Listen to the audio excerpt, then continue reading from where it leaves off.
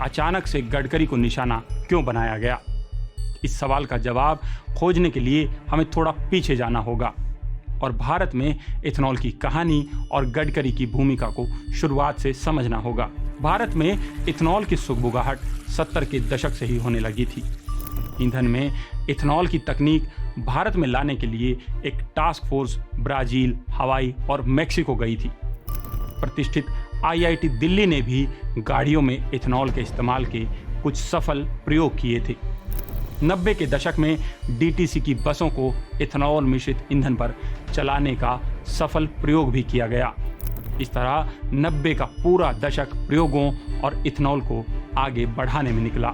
We have also new programs which are in research and development stage, such as producing ethanol from biomass, which has been successfully implemented in other countries. साल 2000 आते आते सरकार ने pilot project के तौर पर ethanol की blending की दिशा में कदम आगे बढ़ा दिए।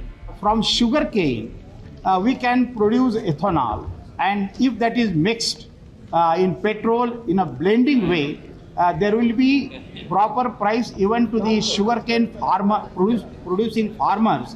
Now the government has decided to have 3 pilot projects.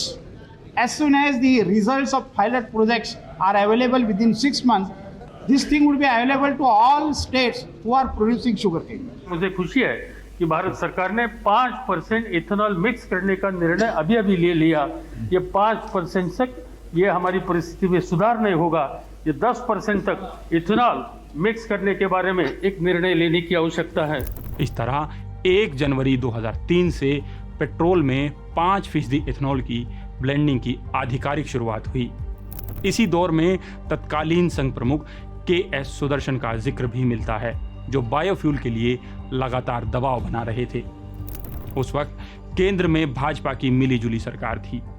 Gadkari भी उसी दौर में एथेनॉल की पीठ पर सवार हो गए थे।